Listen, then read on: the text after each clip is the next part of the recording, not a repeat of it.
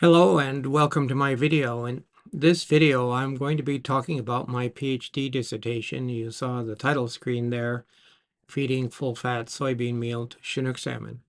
Now I have the real thing right here. This was about 170 pages or so. And I wrote that at the University of Washington. There you see in the previous slide the W for the University of Washington. So let's look.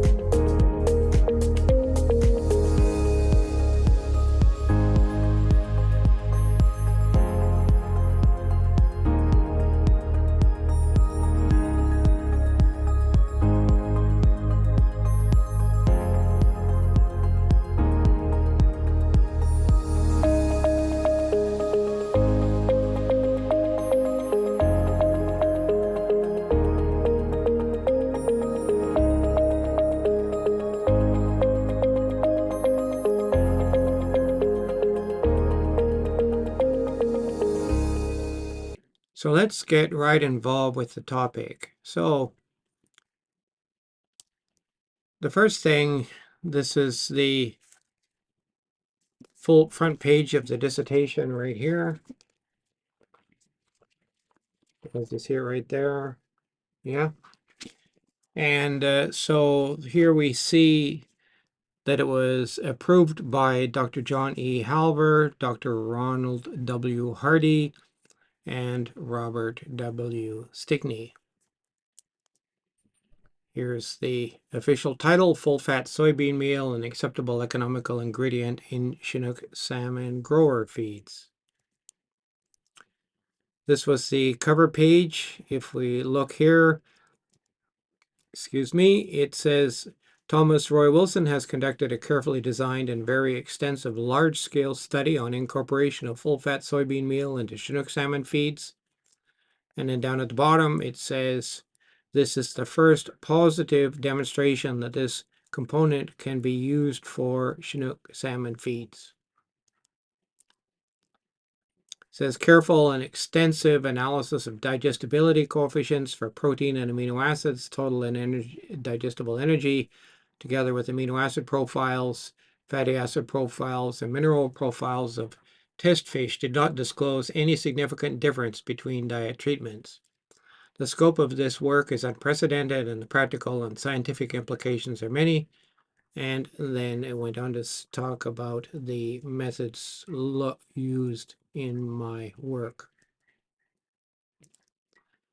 Now, I'd like to give you a little bit of background context. At that time, we were just beginning to look at soybean meal. And in 1979, this was at a conference held in Bellingham, Washington, between the USA and Japan on aquaculture. Ronald W. Hardy wrote in this essay, The Use of Soybean Meal in Trout and Salmon Diets. Nevertheless, until the extent and effect of physiological alterations are known,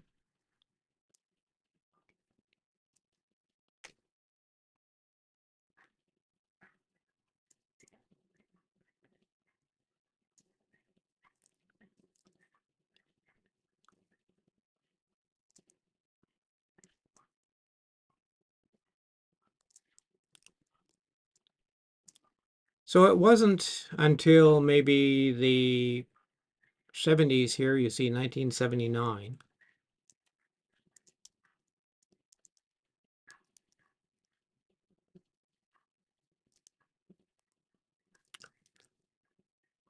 I'd like to give you a little bit of context about what was going on with soybean meal at about the time that I did my work, and also say the previous 10 years or so. This was a conference proceeding between the USA Japan on aquaculture in Bellingham, Washington in 1979. And Dr. Ron Hardy, in this paper, The Use of Soybean Meal in Trout and Salmon Diets, said, nevertheless, until the extent and effect of physiological alterations of salmon fed diets containing soybean meal are known, it is unwise to use soybean meal in practical salmon diets. So that was in 1979. What had been going on? Well, here in a paper by Fowler in 1980, and this is actually an extract from my thesis, Fowler had reported making a series of diets containing 17.5, 33.2, and 48.9% full-fat soybeans and fed them to 1.5 gram Chinook salmon for 16 weeks. He reported partial or total rejection of all the diets with significant mortality. Basically, the fish just starved to death. And at the bottom, he mentions that coho, even when small, readily accepts soybean meal, but Chinook salmon do not when they're young, and they accept when they become larger. He reported, though, that there were significant histological abnormalities in his experiments, and he found problems primarily with the kidneys. And mortalities were high when compared with control fish. Now, he was growing salmon in a hatchery in the U.S. state of Oregon, and this was salmon being grown for release to the sea to support commercial fishing. And so they were trying to do that with all of the resident salmon species. This paper, Evaluation of Tower and Candle Rapeseed Canola Meal and Bronowski Rapeseed Protein, they're making a case that rapeseed should be considered as an ingredient because, as you can see underneath, soybean meal is totally unacceptable as a protein supplement for Chinook salmon on the basis of growth, appetite, food conversion, and survival. And there we see reference again to the Fowler paper from 1980. We also have some information there from Higgs. He quotes that as 1977, but it was unpublished observations that did not make it into that paper. So here we see this trend that soybean meal in any form is not recommended for Chinook salmon. Now, I'm a person who likes to do things that people say can't be done. So as I decided to do my experiment, I contacted Dr. Robert Smith at the Tunison Laboratory of Nutrition in Hagerman, Idaho. And he recommended a micronized full-fat soy product made from cracked dehulled soybeans, and it had been roasted in infrared roaster. This was the term micronized. And he said his digestibility trials with it for rainbow trout showed only 50% protein digestibility. If we look over here, we see that it's reported as having a protein of 42.2, but when we look down here at the digestibility, nitrogen digestibility is only 50%, and energy digestibility is only 58%. So in a product with 42% protein, it was only 21.1% digestible protein. So I bought 10 tons from Dan and Jan's Farm Service in South Dakota, and I had it shipped to Canada. Discussing with Dr. Smith how to improve the digestibility, Dr. Smith said, cook it again.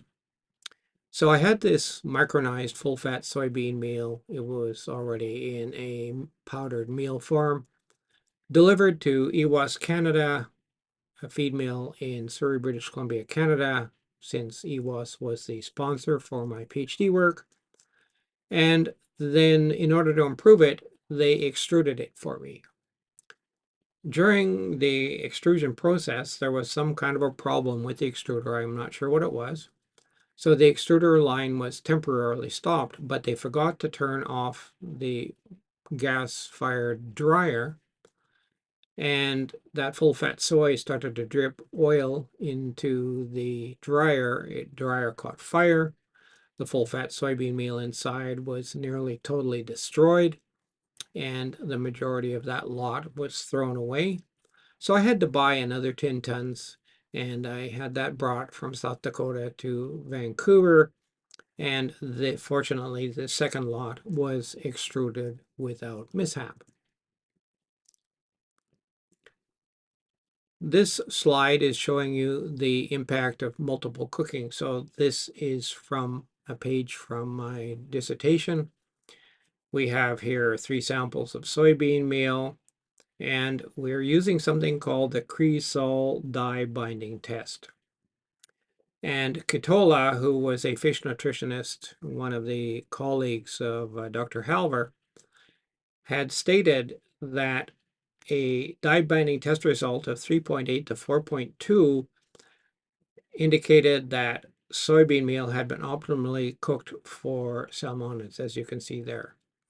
So the numbers then 3.6, 3.6, 3.4, those are under spec. Even this one, Dan and Jan's full fat soy. So this is the original product that I got from Idaho, the one that Robert Smith said would have had low digestibility for rainbow trout.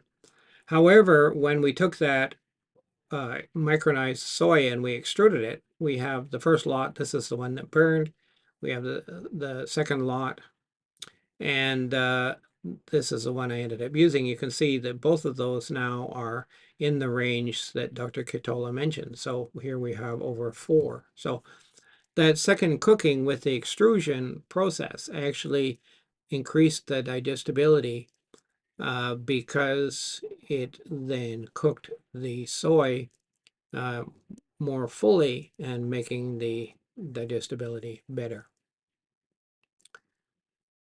Briefly, this was my study design. 32,000 one-year-old monosex female Chinook salmon. The diets were formulated with 44% crude protein and a crude energy of 5,300 kilocalories per kilogram.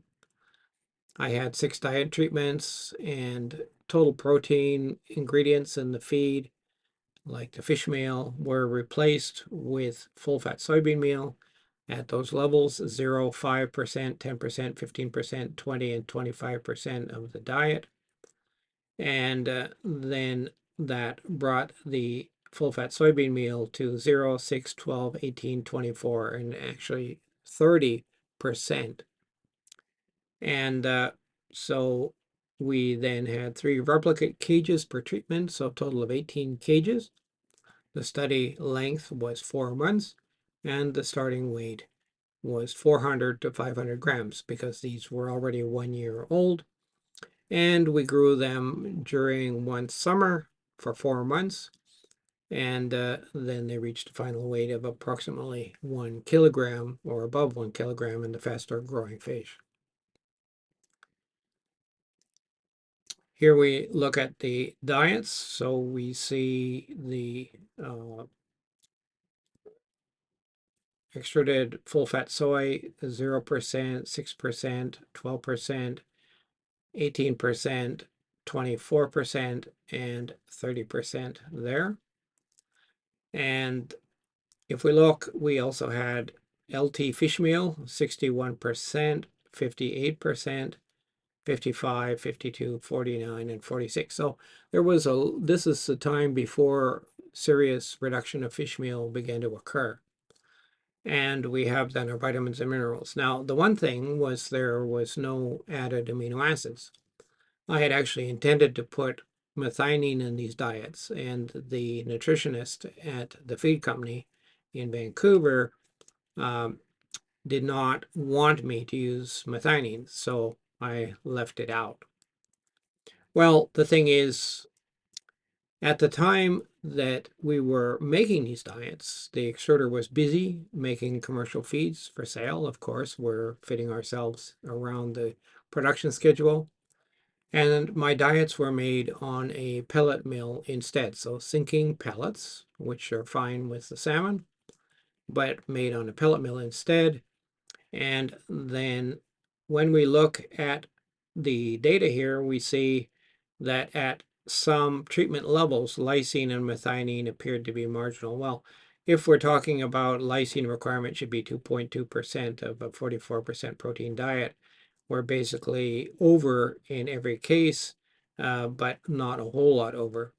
And in the case of the methionine requirement, 1.76 of 44% diet, we're actually only at that level in the control diet, and all of the rest are below that recommended level. Now, if we count methionine and cysteine, that's what we see. So potentially the methionine levels were too low, and I couldn't do anything about it. But if we'd have had the opportunity to add methionine, perhaps we would have seen even better growth performance from these high full-fat soy diets. This was a paper from Robert Smith. This was actually, I think, in a book. And we see here some apparent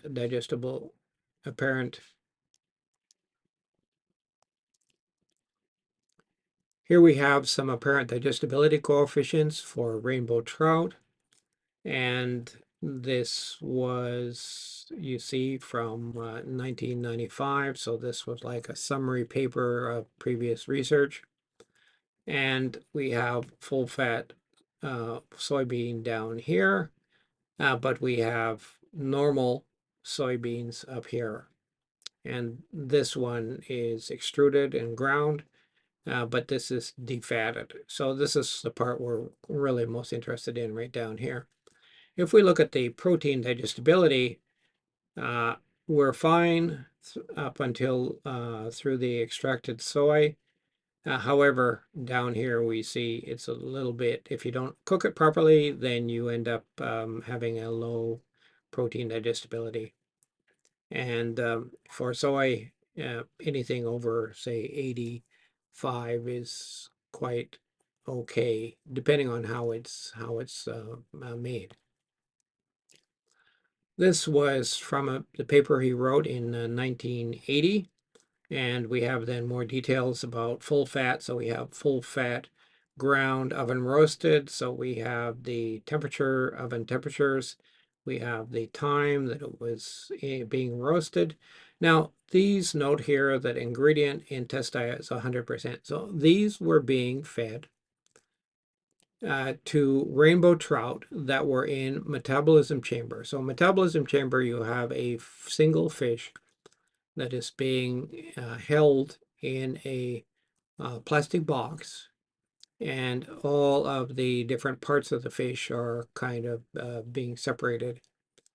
The gills are separated from the body and so on. And he was able to feed these fish by inserting something like a syringe down their gullet and putting a pellet of the feed ingredient directly into their gut. And so this is why it's 100%. Now, looking then at the protein digestibilities, we're looking for here mostly it's in the mid to high 80s.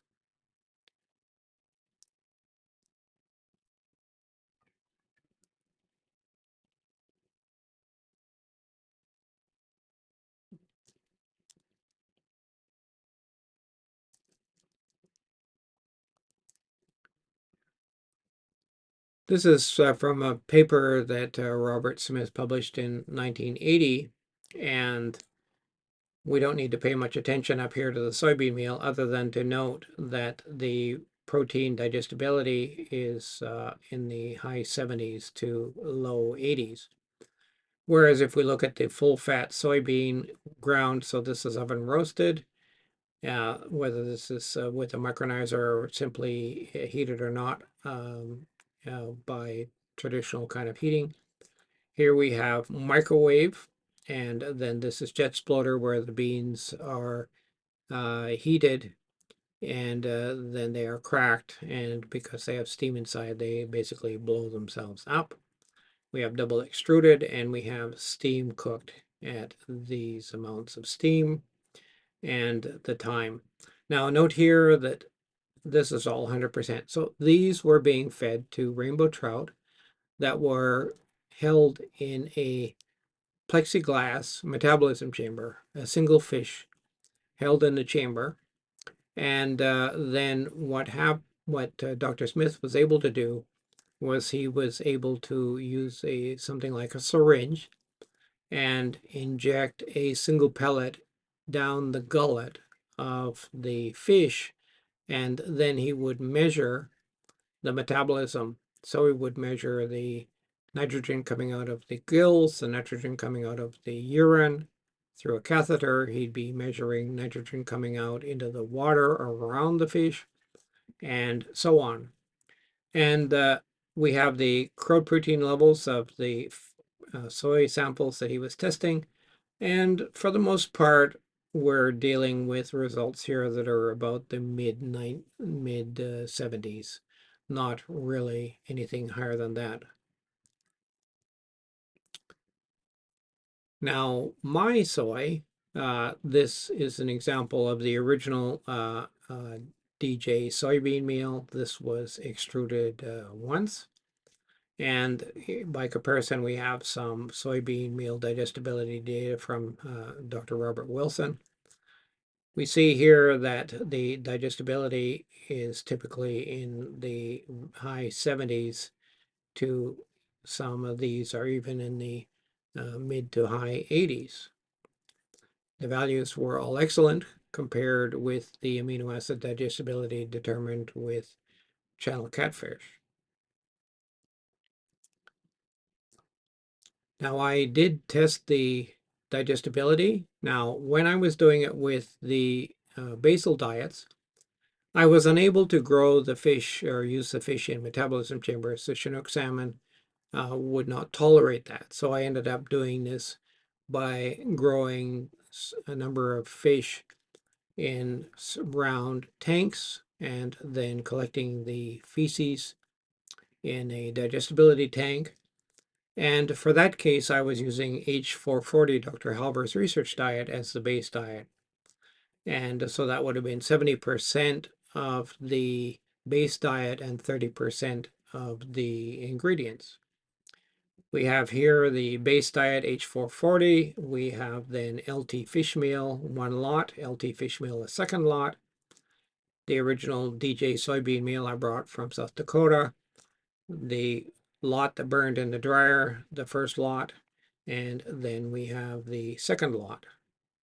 And when we are going to do the digestibility, the thing is that in commercial feeds, we're not able to use chromic oxide. I'll be talking about that a little bit later. So what we did instead was we measured the digestibility using acid insoluble ash. So that would be coming from any sand or coming out from basically, ash that was not digestible by acid. It's primarily silica, sand, and so on. So now we have the digestibility of the diet. So this is after using the acid insoluble ash. And we see that for the most part, the amino acid digestibility is really quite good.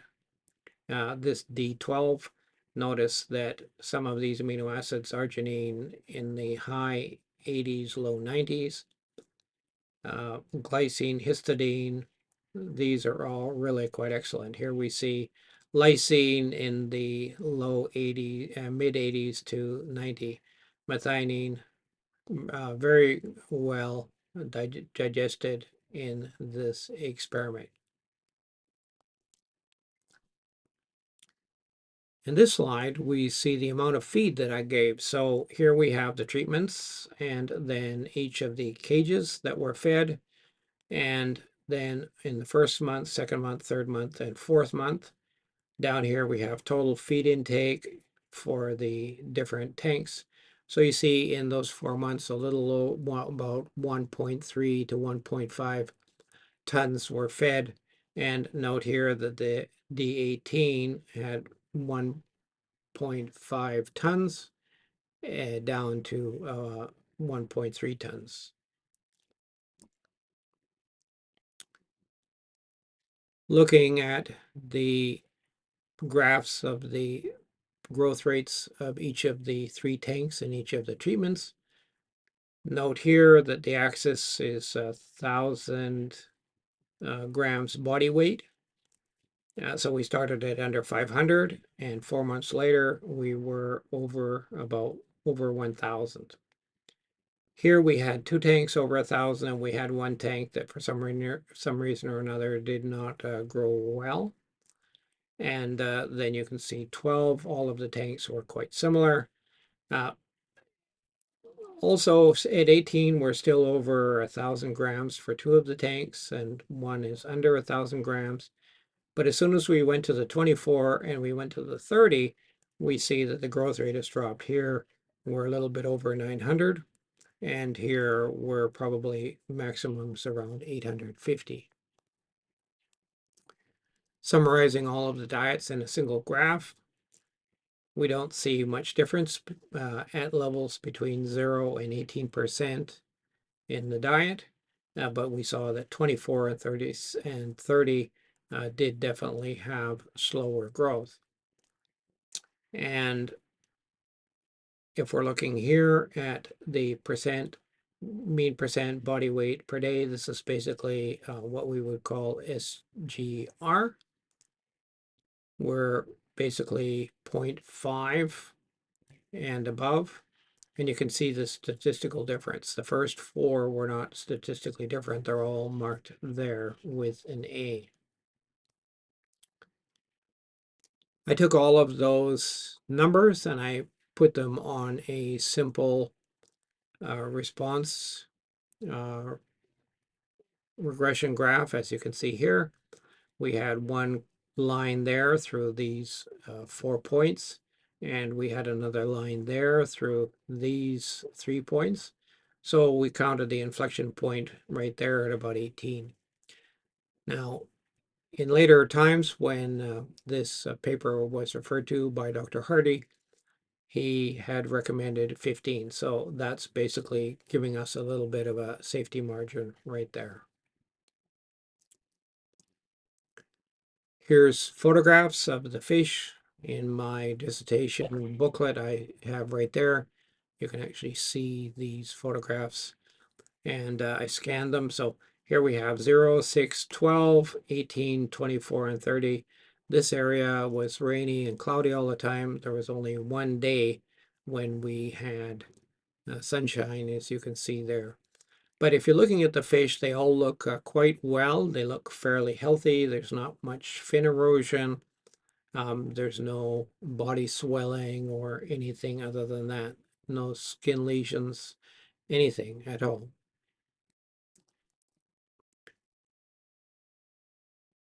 When I was doing my oral defense, my committee asked me, was the lysine and methionine adequate? And as I mentioned, it seemed as if the lysine might have been okay, but the methionine was probably marginal or low. And I mentioned that the nutritionist at the company at the time would not allow me to add methionine. He claimed at that time that the addition of methionine was not yet proven to be totally effective, and he did not allow me to add it. So what I have here is I just simply have some papers that are talking about salmonids, dietary lysine of coho salmon, requirements for lysine and arginine by rainbow trout, nutrition of Atlantic salmon, the requirement of metabolic effect of lysine. There's the QR codes. You can go and find those papers. And then here a little bit closer, we're dealing now with Pacific salmon, dietary L-lysine requirement of coho salmon, A11. So those are fries after hatching and so on. And their recommendation was about 1.6 to 1.8% of the diet. That's a new paper from 2023. This is a paper done by some Australian researchers, reevaluation of the quantitative dietary lysine requirements of fish. And down there at the bottom, we see Dr. John Halver, 1958, on Chinook salmon.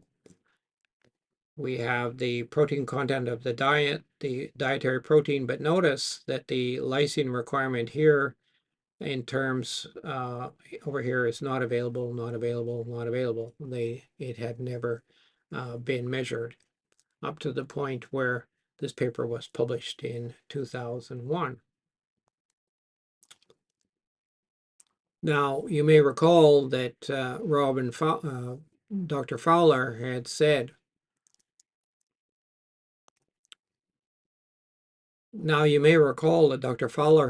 that when he fed full-fat soybean meal to the Chinook salmon, he saw issues with kidney, and he also had a high mortality. So I collected samples of tissues from a number of fish and put them onto slides and gave them all to Dr. William Yasutake, who was with the Fish and Wildlife Service in Seattle. And this is probably his most interesting book that he wrote, and the Microscopic Anatomy of Salmonid. So clearly he was an expert. And so he said here that he looked at tissues from 370 fish and smears from 14 fish. So this was where either liver or kidney exhibited questionable areas. And he was just curious, what would he see? And then we have the slides, we have the liver analysis, we have the kidney analysis, and posterior kidney and so on. Basically, NSP means no significant pathologies found. So there you see for all of the different treatments. And then in his letter, he said, none of the histopathological changes noted above appear to be related to the dietary aspects of the experiment. In fact, most of the fish in the study appeared to be in relatively good health. This seems remarkable considering the fact that throughout the experiment, these fish were kept in holding pens, which kept them above the thermocline. So he was talking about the fact that the water that they were in continuously was warm, and they had no way to drop down into cooler water. So he did not see anything that had been reported by Dr. Fowler earlier. In my experiment, in my appendix, I listed all of my laboratory methods.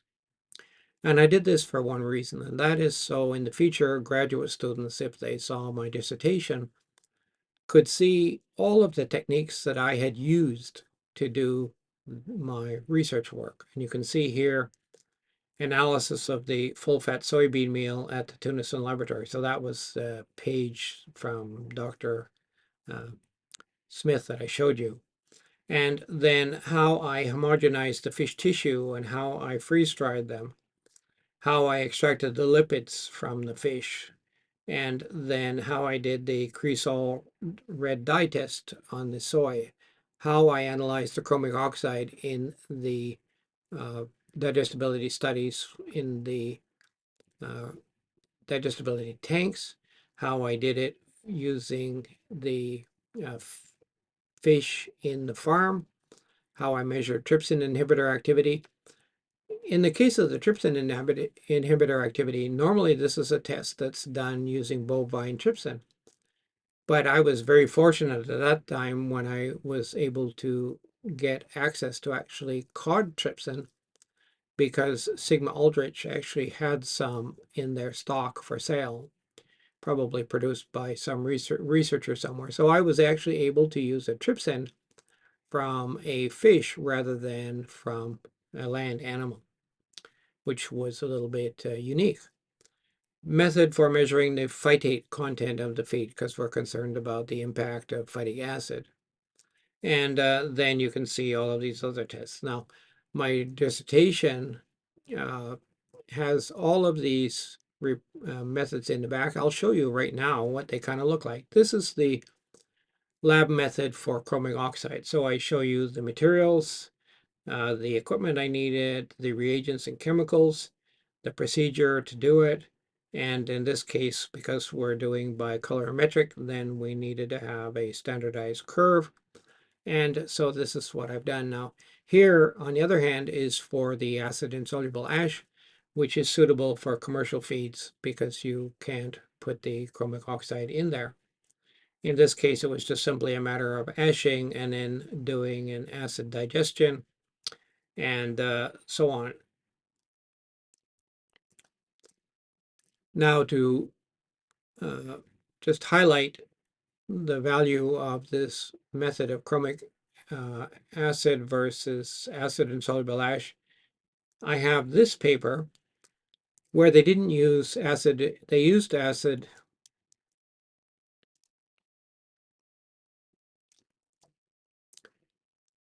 Now I have this paper just kind of highlighting the benefits of using acid-insoluble ash.